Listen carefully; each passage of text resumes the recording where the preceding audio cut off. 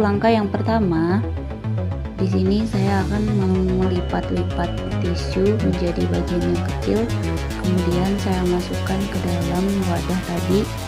Setelah tisu tersusun rapi, kemudian saya masukkan biji kacang hijau sebanyak 6 biji. Setelah kedua wadah terisi dengan biji kacang hijau dan sudah disiram dengan air, kemudian kita letakkan kedua wadah tadi di tempat yang terang tetapi tidak terkena sinar matahari. Kita biarkan selama 2 minggu. Di sini pada hari kedua biji kacang hijau sudah mulai mengeluarkan akar dan mengeluarkan batang. Dan pada hari yang ke-10 biji kacang hijau sudah tumbuh dengan akar yang banyak dan batang yang panjang, tetapi daunnya masih tertutup rapat. Pada hari yang ke-14 pertumbuhan biji kacang hijau telah sempurna, di mana akarnya sudah tumbuh sangat banyak dan batangnya sudah berdiri dengan tegak dan daunnya pun sudah berwarna hijau dan terpisah antara daun yang satu dengan daun yang kedua.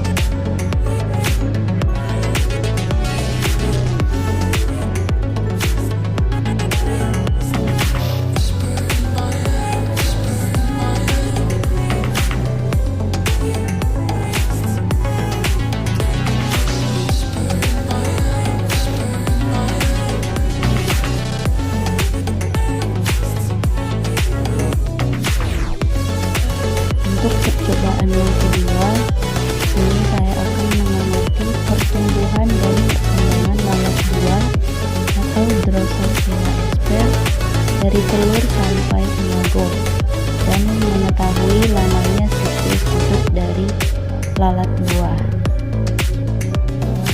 Untuk alat dan bahan yang akan saya gunakan di sini ada 2 buah pisang Ambon, ada 1 buah piring, kemudian ada tape ketela pohon, ada tisu, ada toples, ada sendok makan, dan ada lalat buah. Untuk langkah yang pertama, di sini saya akan kupas pisang Ambon tadi. Kemudian setelah terkupas, potong-potong menjadi 6 bagian. Kemudian dihaluskan dengan menggunakan alat. Nah, di sini saya menggunakan cangkir untuk menghaluskan pisang tersebut. Kemudian setelah pisang telah halus, tertumbuk halus, kemudian kita tambahkan 1 buah tape ke dalam pisang yang sudah kita haluskan tadi. Kemudian kita aduk sampai merata. Setelah semuanya tercampur rata dan halus, kemudian saya akan memasukkan ke dalam toples yang sudah saya siapkan. Setelah saya masukkan dan saya ratakan, kemudian saya masukkan tisu ke dalam toples tersebut. Setelah itu, kemudian saya masukkan lalat buah yang telah saya letakkan di dalam plastik tadi. Kemudian setelah itu saya ikat ujung toples dengan menggunakan karet gelang. Kemudian saya berikan ventilasi udara pada bagian atas toples dengan menusuk-nusuk bagian atasnya dengan menggunakan benda yang tajam.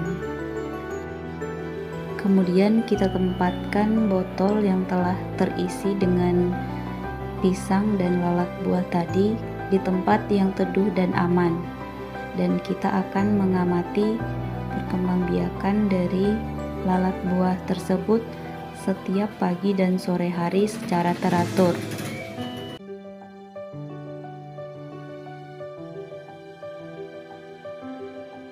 Membuat atau membuktikan pertumbuhan dan perkembangan pada tumbuhan kacang hijau.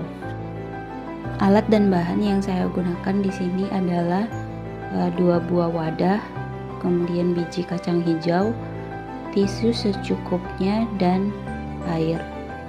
Nah, untuk langkah yang pertama, di sini saya akan melipat-lipat tisu menjadi bagian yang kecil, kemudian saya masukkan ke dalam wadah tadi. Setelah tisu tersusun rapi, kemudian saya masukkan biji kacang hijau sebanyak 6 biji. Setelah kedua wadah terisi dengan biji kacang hijau dan sudah disiram dengan air, kemudian kita letakkan kedua wadah tadi di tempat yang terang tetapi tidak terkena sinar matahari.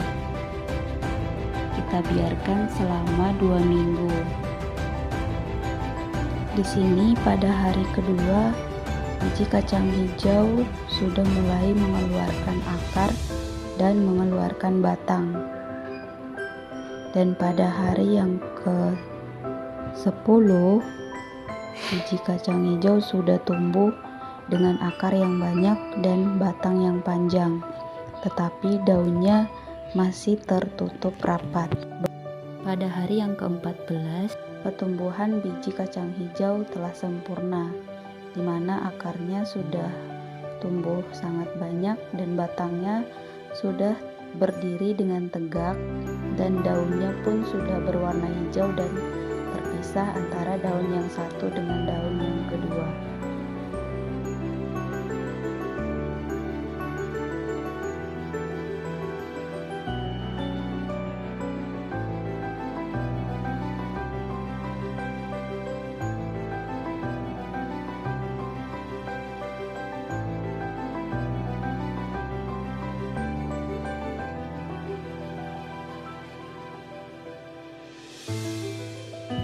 Untuk percobaan yang kedua, di sini saya akan mengamati pertumbuhan dan perkembangan lalat buah atau Drosophila sp dari telur sampai imago dan mengetahui lamanya siklus hidup dari lalat buah.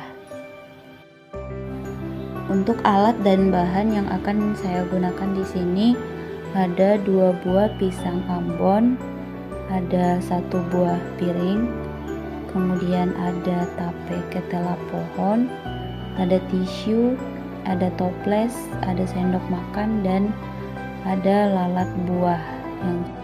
Untuk langkah yang pertama, di sini saya akan kupas pisang Ambon tadi. Kemudian setelah terkupas, potong-potong menjadi 6 bagian. Kemudian dihaluskan dengan menggunakan alat. Nah, di sini saya menggunakan cangkir untuk menghaluskan pisang tersebut. Kemudian setelah pisang telah halus, tertumbuk halus, kemudian kita tambahkan 1 buah tape ke dalam pisang yang sudah kita haluskan tadi. Kemudian kita aduk sampai merata. Setelah semuanya tercampur rata dan halus, kemudian saya akan memasukkan ke dalam toples yang sudah saya siapkan. Setelah saya masukkan dan saya ratakan, kemudian saya masukkan tisu ke dalam toples tersebut. Setelah itu, kemudian saya masukkan lalat buah yang telah saya letakkan di dalam plastik tadi. Kemudian setelah itu saya ikat ujung toples dengan menggunakan karet gelang.